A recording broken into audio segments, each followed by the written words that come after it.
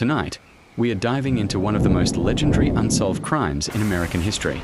A hijacker who walked onto a plane wearing a suit and tie, ordered a bourbon and soda, demanded a ransom worth millions in today's money, and then jumped into a stormy night sky, never to be seen again. This is the story of the man known only as D.B. Cooper, the ghost who pulled off the impossible.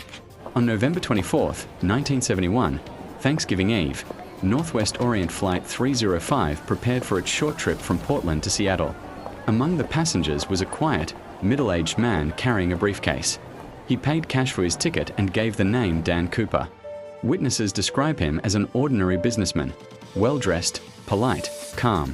Shortly after takeoff, Cooper handed a folded note to a flight attendant.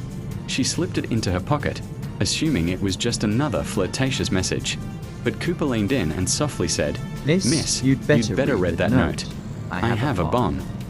The note explained exactly what he wanted: $200,000 in cash, 4 parachutes, and a fuel truck waiting in Seattle to refuel the aircraft.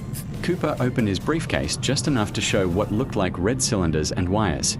There was no screaming, no panic. Cooper was surprisingly composed. One flight attendant later said he was polite, even kind, in the way he communicated. Meanwhile, the pilot relayed Cooper's demands to air traffic control, and within minutes the FBI was involved. Not wanting to risk an explosion in the sky, authorities agreed to everything he asked for. The plane circled Seattle for hours as officials gathered the ransom and the parachutes. Passengers were told there was a minor mechanical issue, unaware they were part of an unfolding criminal legend. When the plane finally landed, night had already settled. The tarmac was lined with emergency vehicles, but they kept their distance. A flight attendant carried the money and parachutes into the cabin. Cooper inspected the cash, nodded, and allowed all passengers to leave the plane unharmed. But he kept several crew members aboard and revealed the next part of his plan. He wanted the plane to fly to Mexico City, slowly, at a low altitude, with landing gear down and the rear air stairs lowered the entire way. The crew instantly realized what that meant. Cooper planned to jump from the aircraft. Somewhere between Seattle and Reno, in heavy rain and freezing winds, the calm hijacker walked to the back of the plane with the money strapped to him. He tightened the parachute harness, secured the bag with a length of cord, and lowered the rear air stairs. In the cockpit, a warning light flickered. Someone had opened the aft door. The last person to see Cooper alive was a flight attendant who watched him walk steadily down the stairs, his tie whipping in the violent wind. At around 8:13 p.m., the aircraft suddenly bucked upward, as if its load had suddenly lightened. Cooper had jumped into the storm. When the plane landed safely, FBI agents rushed aboard. The rear stairs were still down, battered by wind. Cooper had disappeared into the night. Helicopters scanned the rugged terrain. Military personnel and local law enforcement scoured riverbanks, valleys, and mountains. But no body was found, no parachute, no clothing, no trace at all. Some investigators believed the jump was suicidal, given the weather, altitude, and darkness. Others argued that Cooper was too calm, too knowledgeable, too prepared for that to be true. Then, in 1980, a young boy vacationing with his family uncovered something astonishing along the banks of the Columbia River.